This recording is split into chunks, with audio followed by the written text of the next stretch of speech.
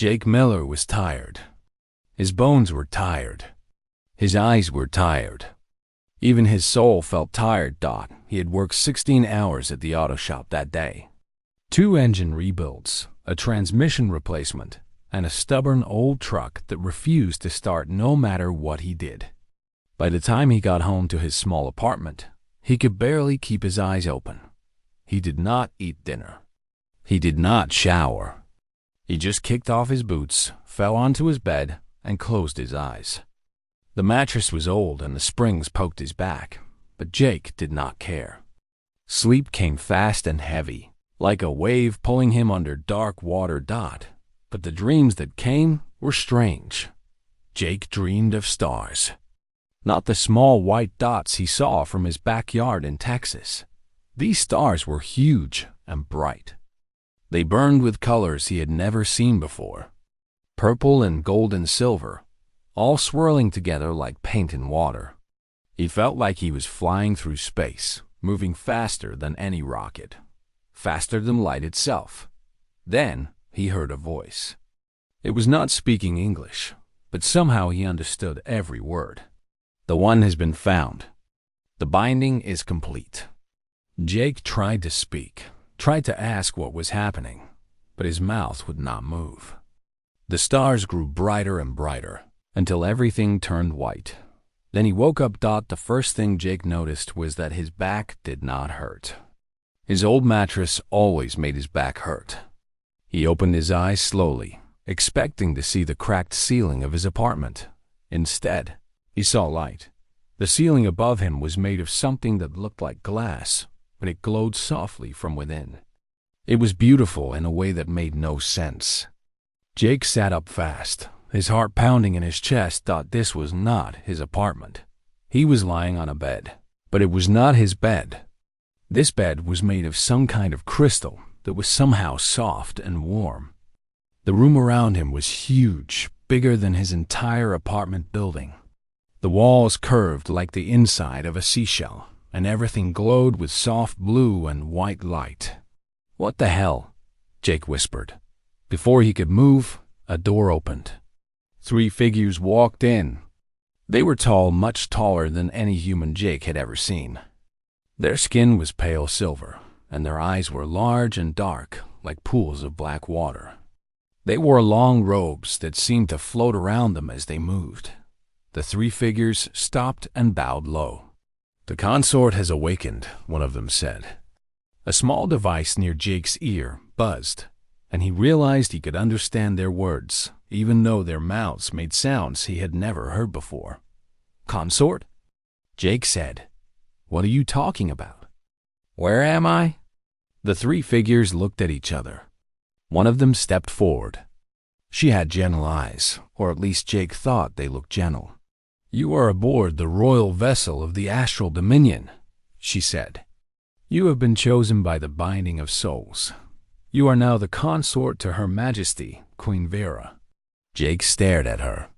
He waited for someone to laugh, for someone to tell him this was a joke. Nobody laughed. "I'm sorry," Jake said slowly. "Did you just say I'm married to a queen? An alien queen?" "The binding of souls is an ancient ritual," the alien explained. "It searches across all of space and time to find the one soul that matches perfectly with the soul of our monarch. Last night, the ritual chose you." Jake's legs felt weak. He sat back down on the crystal bed. "This is insane," he said. "I'm a mechanic. I fix cars. I live in Texas. I eat gas station burritos for dinner. I am not married to anyone, and I am definitely not married to an alien queen." The door opened again. This time, only 1 figure entered. But Jake knew immediately that this was someone important. The other aliens dropped to their knees. Jake stayed sitting because his legs refused to work. She was tall, taller than the others. Her skin was silver like theirs, but it seemed to glow brighter, like moonlight made solid. Her hair was long and white, flowing behind her like a river of snow. Her eyes were the darkest black Jake had ever seen, but deep within them, Tiny lights flickered like distant stars. She was beautiful. She was terrifying. She was clearly not happy. "This is him?" she said. Her voice was cold and sharp, like ice breaking. "Yes, Your Majesty," one of the kneeling aliens said. "The binding has chosen him." The Queen walked closer to Jake. She looked him up and down, and her expression grew even more unhappy. "He smells like machine oil," she said. "I worked a double shift yesterday," Jake heard himself say. "I didn't have time to shower." The Queen's dark eyes widened slightly. Jake got the feeling that no one talked back to her very often. "You dare speak to me so casually?" she asked. "Lady, I just woke up in space, apparently married to someone I've never met, surrounded by aliens. And I haven't had coffee yet," Jake said. "So yeah, I'm going to speak however I want until someone explains what is going on." For a long moment, no one moved. The aliens on their knees seemed to stop breathing. The Queen stared at Jake with an expression he could not read. Then she turned to her servants. "Leave us," she commanded. They left quickly, closing the door behind them. Jake was now alone with the alien queen, who was apparently his wife. "The binding of souls cannot be undone," she said. Her voice was still cold, but some of the sharpness had faded. "I did not choose you. You did not choose me. But we are now linked. If I die, you die. If you die, I die. Our souls are connected across space itself." Jake felt sick. "So we're stuck with each other?" "Yes. And there's no way to undo this?" "If there was, I would have used it the moment I saw you." Jake almost laughed. "Well, at least we agree on something." The Queen looked at him again. This time, her eyes held something other than anger. Curiosity, maybe. Or confusion. "You are strange," she said. "My advisors told me the binding would choose a great warrior, a powerful leader, a being worthy of standing beside me. Instead, it chose a human who fixes machines and complains about coffee." "I don't complain about coffee," Jake said. "I complain about the lack of coffee. There's a difference." The Queen was silent for a moment. Then, very slightly, the corner of her mouth moved. It was not quite a smile, but it was close. "You have spirit," she said. "That is unexpected."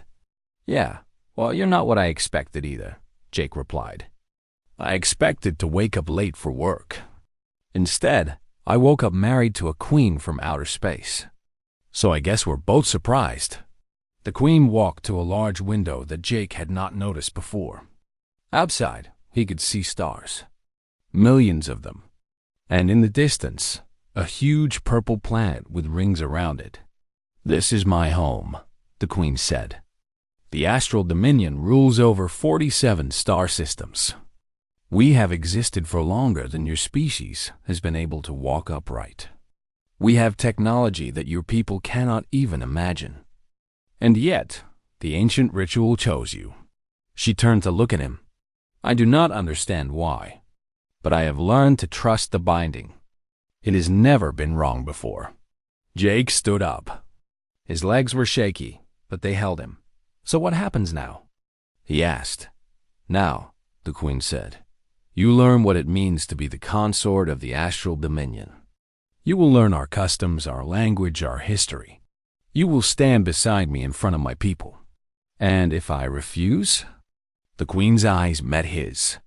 For the first time, Jake saw something in them that looked almost sad.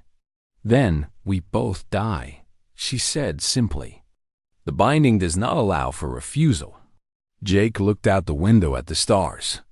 Somewhere out there, millions of miles away, was Earth, was Texas, was his old apartment with the broken mattress and the leaky faucet. He had gone to sleep alone. Tired and ordinary, he had woken up married to a queen, and somehow, he had to figure out how to survive this. "All right," Jake said finally. "I guess we're doing this. But I'm going to need that coffee first." The Queen stared at him. "What is coffee?" Jake sighed. This is going to be harder than I thought. 3 weeks had passed since Jake woke up in space. 3 weeks of learning. 3 weeks of struggling. 3 weeks of feeling like the smallest, dumbest person in the room. Which was funny, because back on Earth, Jake had always been pretty good at figuring things out. But here, in the Astral Dominion, he felt like a child trying to understand a language that had no words. They had given him his own quarters. The room was bigger than his entire apartment back home, with walls that changed color based on his mood and a bed that adjusted to his body perfectly. There was no coffee, but they had found him something similar. It was purple and tasted like burnt honey, but it had the same effect. Jake drank 3 cups every morning. Every day, teachers came to his room. They taught him the history of the Astral Dominion. They taught him how to speak without the translator device. They taught him which fork to use at dinner, which was confusing because there were 17 different forks. Jake learned slowly, but he learned. What he could not learn was how to make people like him. The servants were polite but distant. The advisors looked at him like he was a bug that had crawled into their food. And Commander Rex, the head of the Queen's personal guard, made no secret of how much he hated Jake. Commander Rex was tall, even for his kind. His silver skin had a darker shade, like storm clouds, and his eyes were sharp and cold. He was a warrior, a legend among his people. He had fought in 100 battles and never lost. And he believed that a weak human had no place beside his queen. "You are slow," Rex said during one of their mandatory meetings. The queen had ordered Rex to teach Jake basic combat, a tradition for all royal consorts. "You are weak. You have no natural weapons. No claws, no fangs, no armor. How did your species survive long enough to build rockets?" "Stubbornness, mostly," Jake replied. "And we invented guns." Rex made a sound that might have been a laugh or might have been disgust. "Guns. Tools for those who cannot fight with honor. Tools for those who are smart enough to not fight with honor," Jake said.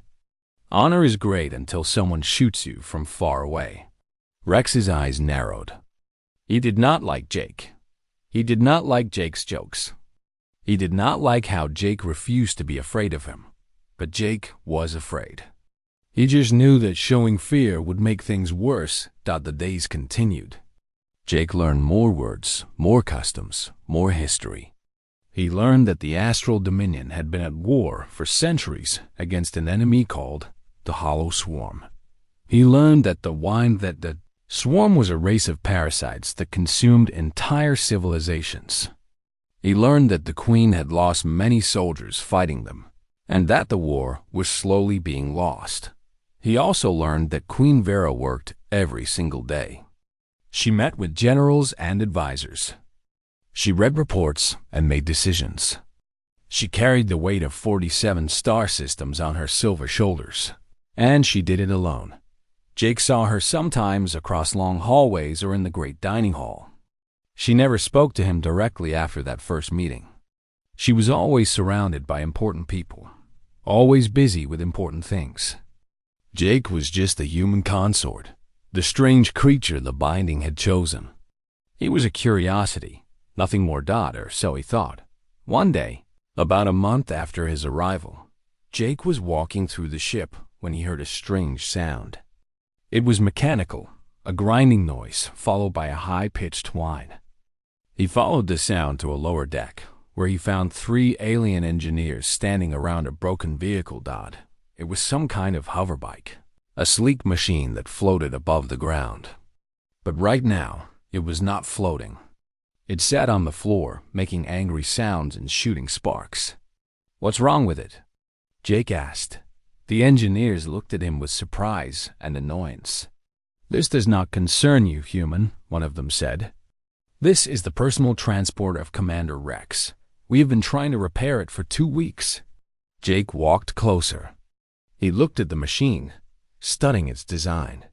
It was alien technology, far beyond anything on Earth. But machines were machines. They all followed rules. Can I take a look? He asked. The engineers laughed. You? What would a primitive human know about quantum propulsion systems? Probably nothing, Jake admitted.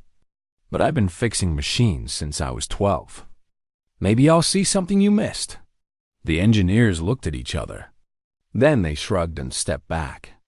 If the human wanted to embarrass himself, they would let him. Jake knelt beside the hoverbike. He listened to the sounds it made.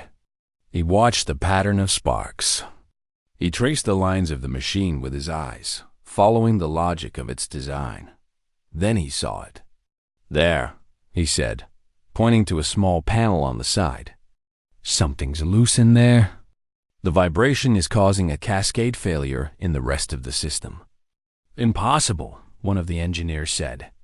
We checked that panel 3 times. Check it again, Jake said. With a sigh. The engineer opened the panel. Inside, a small component had shifted slightly out of place. It was tiny, almost invisible, but it was enough to throw off the entire machine.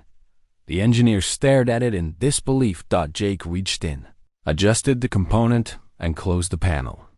The grinding sound stopped. The sparks disappeared. The hoverbike hummed quietly and rose into the air. How did you know? The engineer whispered. I told you, Jake said. I fix machines. News of what Jake had done spread quickly.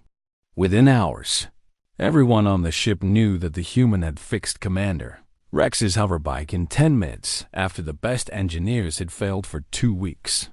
Some people were impressed. Some people were angry. Commander Rex was both. He found Jake that evening in Jake's quarters. You touched my transport, Rex said.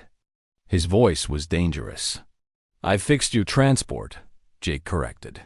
I did not give you permission. Your engineers were going to throw it away. I saved you a nice bike. You're welcome. Rex stepped closer.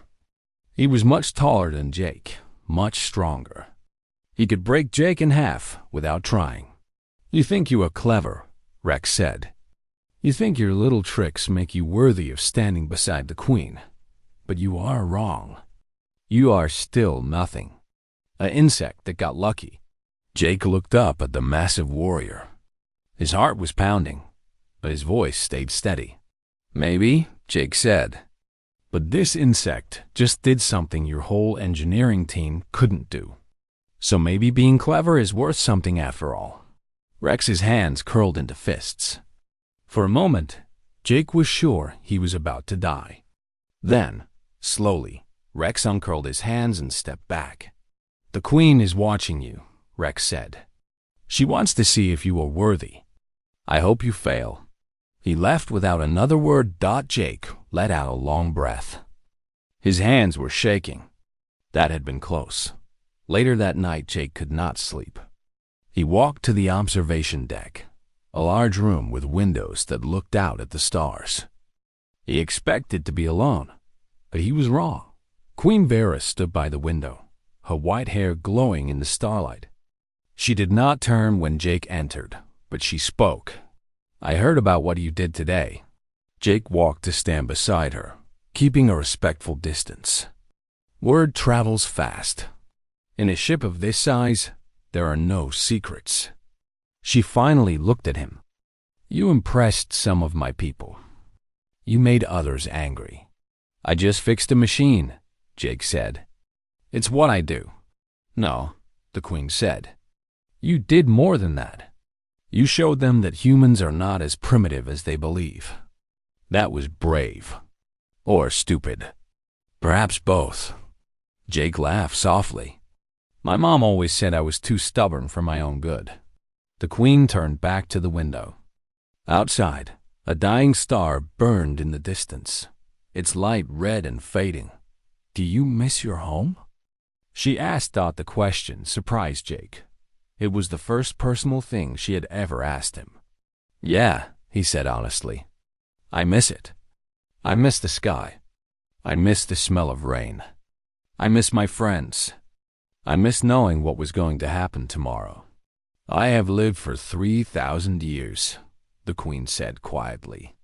"I have forgotten what it feels like to miss things. I have forgotten what it feels like to be uncertain about tomorrow." Jake looked at her. For the first time, she did not look like a powerful queen. She looked tired. She looked lonely. "That sounds terrible," he said. "It is," she admitted. "But it is my duty. A queen does not have the luxury of feelings." "Everyone has feelings," Jake said. "Even queens." She looked at him again. Her dark eyes held those tiny flickering stars, and in them, Jake saw something he had not seen before. Curiosity, interest, maybe even the beginning of respect. "You are strange, Jake Miller," she said. "You speak to me like I am a normal person." "You are a person," Jake said. "The queen part is just your job." For a long moment, she was silent. Then, very slowly, she smiled. It was small, barely there, but it was real. "Perhaps," she said, "the binding knew what it was doing after all." They stood together in silence, watching the dying star. Two strangers from different worlds, bound together by fate. They did not love each other. They barely knew each other, but for the first time, Jake felt like maybe, just maybe, things might be okay. The Queen excused herself and left. Jake stayed by the window for a while longer, watching the stars. He was still a long way from home. He was still trapped in an impossible situation. But tonight, for the first time since he arrived, he did not feel completely alone. And that was something. The war room was full of worried faces. Jake stood in the corner, trying to be invisible. He was not supposed to be here. This meeting was for generals and admirals, for strategists who had fought wars for thousands of years. But Queen Vera had asked him to come, and he could not say no. On the large table in the center of the room, a holographic display showed the recent battle. Blue dots represented the Astral Dominion ships. Red dots represented the Hollow Swarm. There were a lot more red dots than blue. "We lost 14 ships," Admiral Stone said. His voice was heavy with grief. 3,000 soldiers. The swarm is getting stronger. Their attacks are more coordinated, more precise. How is this possible? Another general asked. The swarm are parasites. They consume and destroy. They do not strategize. They are evolving, Elder Mira said. She was the oldest member of the Queen's Council, a spiritual advisor who had served 3 monarchs. Her silver skin had faded to pale gray with age, but her mind was still sharp.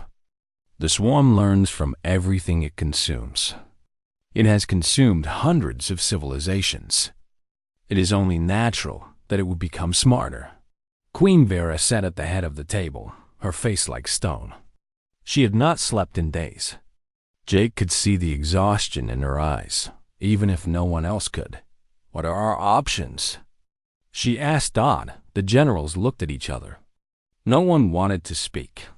Finally, Admiral Stone stepped forward. We can retreat to the inner systems. Abandon the outer territories. It would buy us time. How much time? A few decades. Maybe a century. And then? Admiral Stone lowered his head. And then the swarm will come for us anyway. We will only have delayed the inevitable. Silence fell over the room. Jake watched the holographic display, studying the pattern of the red dots. Something about them bothered him. Something familiar. What about a fence? Queen Vera asked. Can we strike at their home territory? We have tried, another general said. Every attack has failed. Their ships move in ways we cannot predict. It is like trying to catch smoke with your hands. Jake stared at the red dots. They moved in swirling patterns, seemingly random. But the more he watched, the more he saw something else. A rhythm. A sequence. Their movement isn't random, Jake said. Everyone turned to look at him. Some faces showed surprise. Others showed annoyance. Admiral Stone looked like he had swallowed something sour. Excuse me? The Admiral said. The human wishes to speak on military strategy? Let him speak, Queen Vera said. Her voice was calm but firm. Jake walked to the table. His heart was beating fast, but he had seen something important, and he needed to share it. Look at this pattern, he said, pointing at the red dots. They move in circles, then split into smaller groups, then reform. It looks random, but it's not. There's a delay between each movement. About 3 seconds. So? Admiral Stone said. What does that mean? Back on Earth, I worked on a lot of old machines, Jake explained. Some of them had bad timing systems. The engine would fire, but there was a delay before the next part of the system responded. It made the whole machine run choppy and unpredictable. He traced the pattern of the swarm ships with his finger. This is the same thing. Their ships aren't moving randomly. They're following a sequence, but there's a lag in their communication. Each group waits for a signal before moving. If you watch carefully, you can see the pause. The room was silent. The generals stared at the display with new eyes. He's right, one of them whispered. How did we not see this before? You were looking for strategy, Jake said. I was looking for a mechanical problem. Sometimes the answer isn't complicated. Sometimes it's just a broken timing belt. Queen Vera stood. She walked to the table and studied the display. If there is a delay in their communication, she said slowly, then we can exploit it. We can strike during the pause, before they can respond. It would have to be perfectly timed, Admiral Stone said. His voice had lost its scorn. Now he sounded interested. We would need to identify exactly when the signal is sent and how long the delay lasts. 3.2 seconds, Jake said. I counted. The generals looked at each other.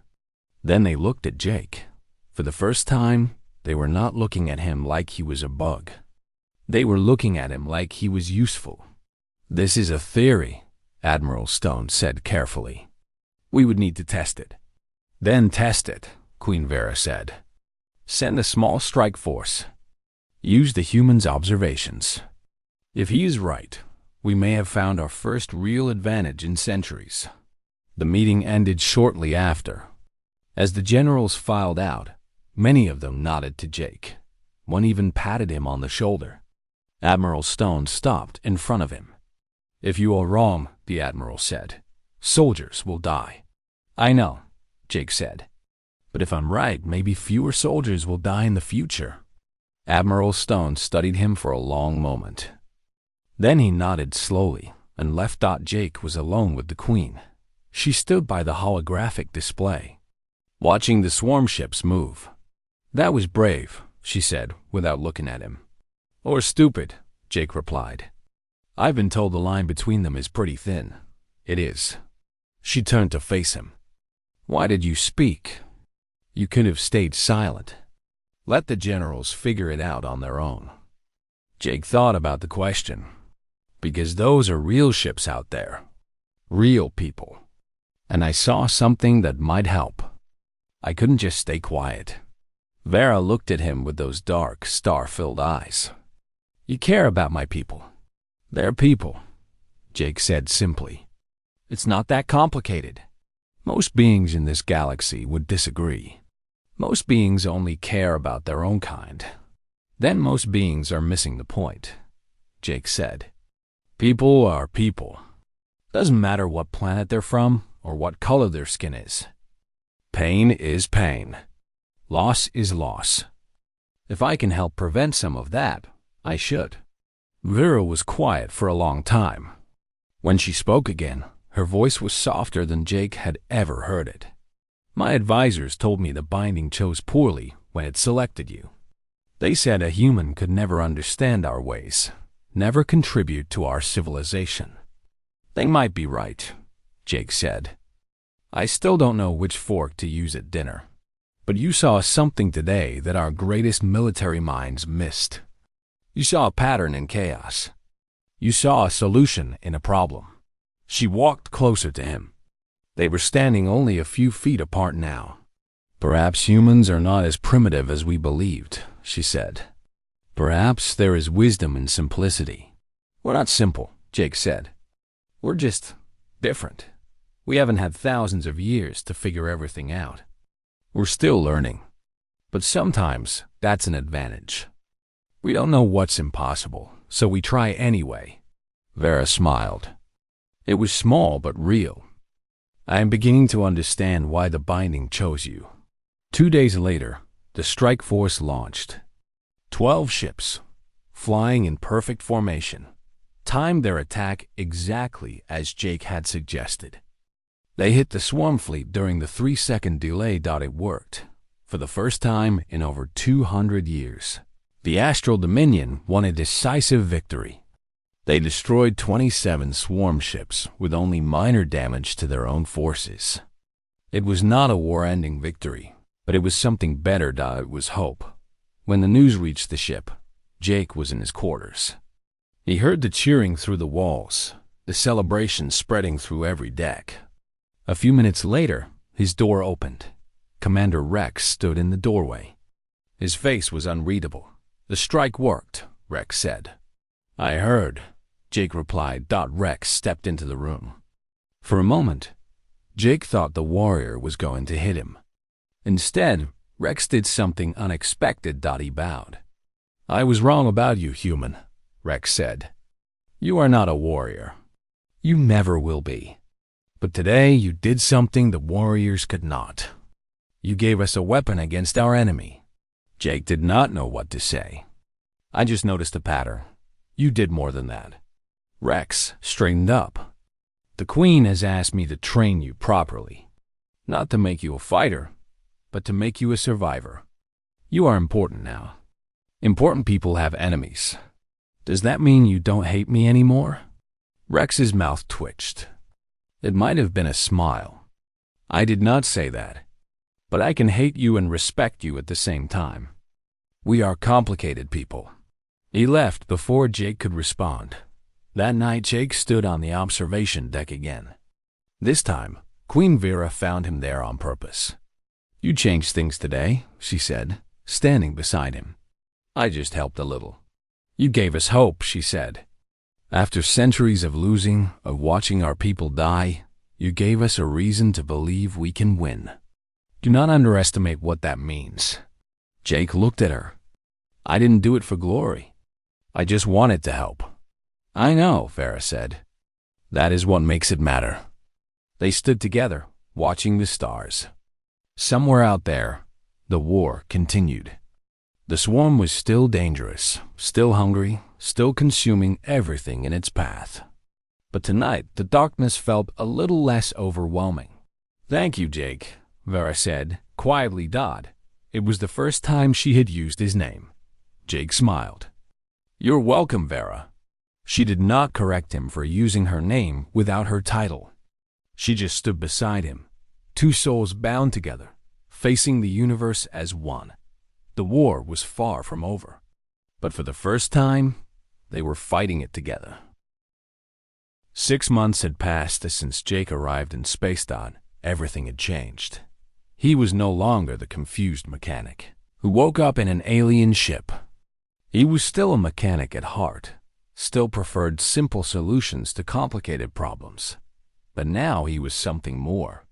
He was the Queen's advisor, her confidant, her friend. After the victory against the swarm, Jake's life became busier. The Queen asked for his opinion on everything. Not because he was smart. She had plenty of smart advisors. She asked because he saw things differently. He asked questions that no one else thought to ask. He found simple answers hiding inside complex problems. "You make me think," Vera told him one evening. "Everyone else tells me what I want to hear. You tell me what I need to hear."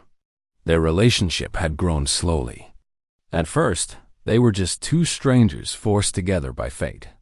Then they became allies, working toward the same goal. Now, they were something closer. Not lovers, not yet. But something more than friends. Jake had learned that Vera was lonely. She had ruled for 3,000 years, And in all that time, she had never had anyone she could truly talk to. Everyone wanted something from her. Everyone was afraid of her. But Jake was not afraid. He teased her when she was too serious. He made her laugh when she forgot how. He reminded her that she was a person, not just a queen. And Vera, in her own way, took care of Jake. She made sure he had everything he needed. She protected him from the politicians who still saw him as a threat.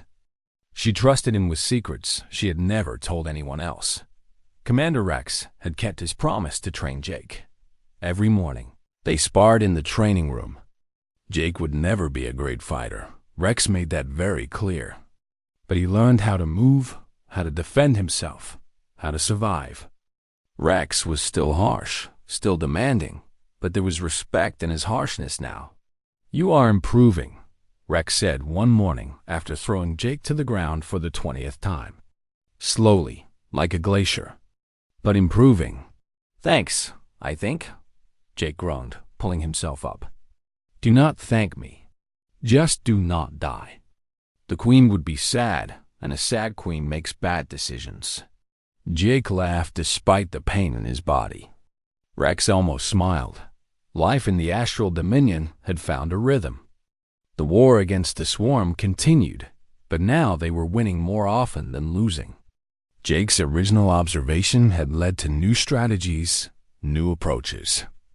The swarm was still dangerous, but it was no longer unstoppable. Then, one ordinary morning, everything changed again. Jake was in the communication center, learning how to read stellar maps when an alert sounded. Red lights flashed. Alarms blared. People started running. "What's happening?" Jake asked. "Unknown ship approaching," one of the officers said. "It is small. Single pilot. And it is transmitting a signal we have never seen before." Jake felt his heart stop. "What kind of signal?" The officer looked at him with wide eyes. "It is broadcasting in your language." In human. Jake ran to the bridge. Vera was already there, standing before the main viewing screen. On the screen was a small ship, silver and sleek, with a design that was definitely not from the astral dominion. And on the communication channel, a voice was speaking. "This is Dr. Lana Cole of NASA Research Division. I am looking for Jake Miller. If anyone can hear me, please respond. I have traveled a very long way." Jake could not breathe. Lana Cole, his best friend from Earth, the woman who had helped him get his first apartment, who had listened to him complain about bad days at work, who had believed in him when no one else did. "Open the channel," Jake said. The communication officer looked at Vira. She nodded. "Lana?" Jake said, his voice shaking. "Lana, is that really you?" There was a pause. Then, through the static, came a familiar voice. "Jake? Oh my God, Jake. You're alive. We didn't know what happened to you. You just vanished. No trace, no explanation. But I found readings, strange energy signatures, and I followed them for months. And now I'm here, and you're alive." Jake laughed. It was the first time he had laughed that hard since leaving Earth. "Yeah, I'm alive. It's a really long story." An hour later, Lana was aboard the Queen's ship. She looked exactly like Jake remembered. Short brown hair, sharp eyes, a face that always looked like it was solving a puzzle. She was wearing a spacesuit that looked primitive compared to the astral technology around her. But she wore it with confidence. When she saw Jake, she hugged him so tight he could barely breathe. 6 months, she said. 6 months of searching. Following energy trails, decoding alien signals, building a ship that could actually travel this far. And here you are, on an alien ship, apparently married to a queen. "Jake Miller, you have a lot of explaining to do." So Jake explained. He told her about the binding, about waking up in space, about Queen Vera and the war against the swarm. Lana listened with wide eyes, asking questions, taking notes on a device that looked like it was held together with tape and hope. "This is incredible," Lana said when he finished. "This is the most important discovery in human history. Alien life. Advanced civilization. Faster than light travel. Jake, do you understand what this means?"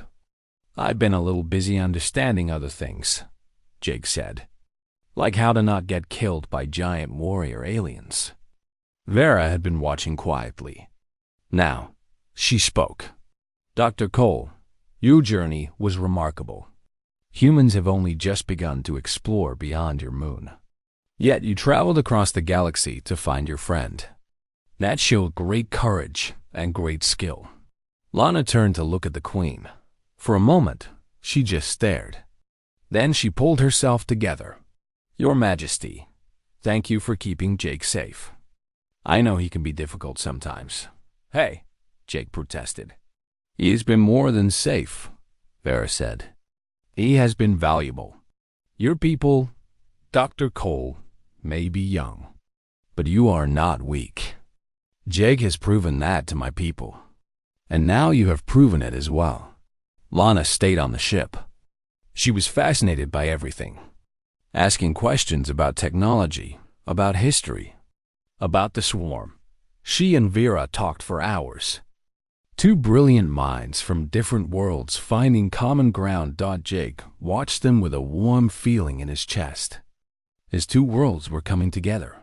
One evening, Vera found Jake alone in his quarters. "Your friend is impressive," she said. "She's the smartest person I know," Jake replied. Before I met you." Vera smiled. "I like her. She is curious without being arrogant. That is rare. That's Lana. She always wanted to know everything. Used to drive her teachers crazy." Vera sat beside him. They were comfortable with each other now, comfortable enough to share silence. "Jake," she said after a while, "I need to tell you something. That sounds serious." "It is." She looked at him with those dark, starlit eyes. "The swarm has learned about you, about what you did, how you helped us win. They see you as a threat now." Jake felt a chill run down his spine. "That doesn't sound good." "It is not. Our intelligence reports indicate they are planning something. An assassination attempt, perhaps. They believe that if they kill you, they will break my spirit. That I will be easier to defeat. Will you be?" Vera was quiet for a moment. When she spoke, her voice was soft. "Yes," she admitted. "Losing you would hurt me deeply. More than I expected. More than I wanted." Jake's heart beat faster. "Vera, I know we were forced together," she continued. "I know this was not your choice or mine. But over these months, you have become important to me. Not just as a consort. Not just as an advisor. As a person. As someone I—" She stopped, unable to finish the sentence. Jake reached out and took her hand. It was the first time they had touched like this, with intention. Her silver skin was cool but soft. "I know," he said. "Me too." They sat together in silence, hands intertwined. The universe was vast and dangerous. An enemy wanted Jake dead. War continued to rage across the stars. But in that moment, none of it mattered. What mattered was two people from different worlds, finding something real between them. "We will protect you," Vera said firmly. "I will protect you. And I'll protect you," Jake replied. "Even if I'm not a great warrior. Even if all I can do is fix machines and notice patterns." "That is enough," Vera said. "That has always been enough." The next morning, alerts sounded throughout the ship. The swarm had sent infiltrators. Somehow, they had breached the outer defenses. They were on board, and they were coming for Jake. Vera stood and pulled Jake to his feet. "Stay with me," she commanded. "Whatever happens, stay close." But even as she spoke, the lights went out. Emergency power flickered on, casting everything in red shadows. Somewhere in the darkness, something was hunting them. The battle for survival had begun. The ship was in chaos. Alarms screamed through the corridors. Red emergency lights painted everything in blood colors. Somewhere in the darkness, the swarm infiltrators moved through the ship like shadows, killing anyone who got in their way. Jake ran through the corridors with Vera beside him. Commander Rex had found them moments after the attack began, his sword already covered in dark fluid. "The royal chambers," Rex said. "We can defend them there."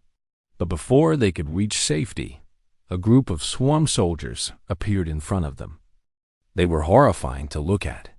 Their bodies were twisted combinations of machines and flesh, the result of consuming thousands of different species. They had too many arms, too many eyes, and mouths that opened in places where mouths should not be. Rex charged without hesitation. His blade moved faster than Jake could follow, cutting through two enemies before they could react. But more were coming. Many more. "Go!" Rex shouted. "I will hold them." "Rex, no!" Vera cried. "I am doing my duty, my queen. Now do yours and survive." Vera grabbed Jake's hand and pulled him down a side corridor. Behind them, they could hear Rex fighting, his battle cries echoing through the ship. Jake wanted to go back, to help somehow, but he knew he would only be in the way. They ran through the ship, taking turns at random, trying to lose any pursuers. Jake's lungs burned. His legs ached. He was not built for this. He was built for fixing engines and drinking coffee and watching sunsets. But Vera needed him, so he kept running. They reached a storage bay and ducked inside, closing the door behind them. Vera sealed it with her personal code. It would not hold forever, but it would buy them time. "We need to get to the command center," Vera said, breathing hard. "If I can reach the main console, I can seal off the ship section by section. Trap the infiltrators. How far is it?" 3 corridors. But they will be watching. They know that is where I will try to go. Jake looked around the storage bay. It was full of spare parts, damaged equipment, and broken machines. His mind started working. "Give me 5 minutes," he said. "Jake, we do not have 5 minutes. 3 minutes. Just keep watch." He dove into the pile of broken machines.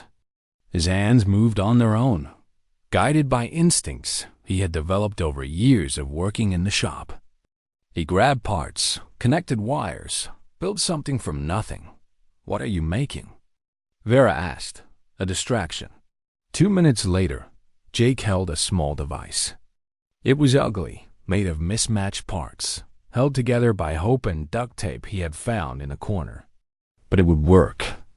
"When I throw this, it will make a lot of noise and light," Jake explained. "We throw it one way, then run the other. Old trick. Works on Earth, might work here." Vera looked at the device, then at Jake. "You never stop surprising me. I'm a mechanic. We're good at making things work." They cracked open the door. The corridor outside was dark and empty, but Jake could hear movement in the distance. The swarm was searching. "Ready?" Jake whispered. Vera nodded. Jake activated the device and threw it down the left corridor. It bounced twice, then exploded into a shower of sparks and screaming sound. The noise was terrible, like 1,000 alarms going off at once. From somewhere nearby, they heard the swarm reacting, rushing toward the sound. Jake and Vera ran the other way. They made it 2 corridors before the swarm found them. A single infiltrator dropped from the ceiling, landing directly in their path. It was larger than the others, its body covered in armor plates stolen from different species. Its many eyes locked onto Jake. "The human," it said. Its voice was like breaking glass. "The one who sees patterns. You will be consumed. Your mind will join the swarm. We will learn everything you know. Vera stepped forward, putting herself between Jake and the creature. "You will not touch him," she said. Her voice was pure ice. The creature laughed, a horrible sound. A queen defending a primitive. How far the astral dominion has fallen. It lunged. Vera moved to meet it, her hands glowing with energy. Jake had never seen her fight before. He had never seen her like this.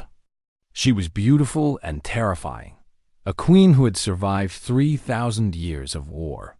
Her strikes hit the creature hard, driving it back, cracking its armor. But the creature was strong. It caught one of her arms and twisted. Vera cried out in pain. Jake did not think. He just acted. He grabbed a metal bar from the ground and swung it with everything he had. It connected with the creature's head, hard enough to make his arms shake. The creature released Vera and turned to face him. "You dare?" It hissed. "Yeah," Jake said. "I dare." The creature swung at him. Jake ducked, barely. He swung the bar again, hitting its knee joint. The creature stumbled. Vera recovered. She gathered her energy and unleashed it in a single blast that hit the creature in the chest. It flew backward, crashed into the wall, and did not move again. Jake dropped the bar. His whole body was shaking. "That was stupid," Vera said, walking to him. "Probably. Brave, but stupid. Story of my life." She grabbed his face and kissed him. It was their first kiss. It lasted only a moment, but it carried all the feelings they had been building for months. When she pulled back, her dark eyes were shining. "Do not die," she commanded. "That is an order." "Yes, Your Majesty." They continued to the command center.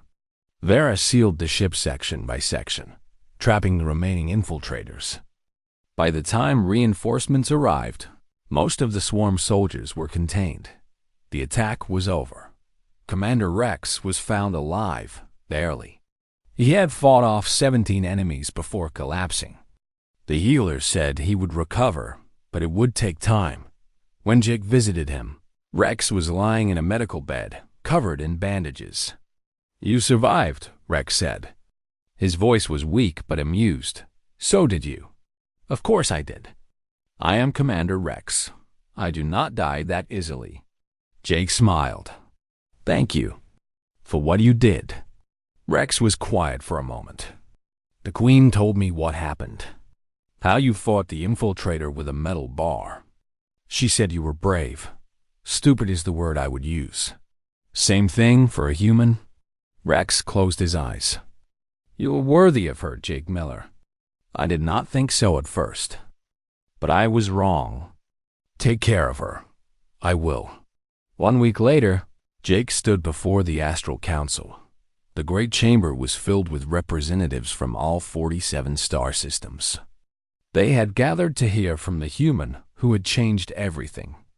The human who had seen patterns in chaos, who had fought against impossible odds, who had won the heart of their queen. Jake was terrified. He was just a mechanic from Texas. He did not belong here, speaking to beings who had ruled galaxies for millennia. But he had something to say. "You wanted to know why the binding chose a human," Jake began. His voice echoed through the chamber. "I wondered the same thing. I wondered the same thing. I'm not special. I'm not strong or smart or powerful. I fix cars for a living. I eat fast food and watch too much television. By your standards, I am primitive." He paused, looking at the faces watching him. "But humans have something. We don't know when to quit. We get knocked down and we get back up. We face impossible odds and we try anyway. Not because we're heroes. Because we don't know any other way." He straightened his back. "Maybe that's why the binding chose me. Not because I'm great, but because I don't give up. When I saw a problem, I tried to solve it. When I saw someone in danger, I tried to help. When I got married to an alien queen I'd never met, I tried to make it work." Light laughter rippled through the chamber. "Humans are young," Jake continued. "We've only been reaching for the stars for a few decades. We have so much to learn. But we're willing to learn. We're willing to work. And if you give us a chance, we might surprise you." He took a deep breath. "I'm proud to stand beside Queen Vera, not because I was chosen, but because I choose to. She's shown me that love can exist between any two souls, no matter how different they are. And I think that's what the universe needs right now. Not just warriors, not just strategists, but people who believe in connection, in hope." In trying, he looked at Vera, who sat on her throne watching him with shining eyes. "So yeah, I'm just a human. But I'm going to do everything I can to help win this war, to build a bridge between our peoples, and to be worthy of the queen who trusted me when no one else did." He stepped back.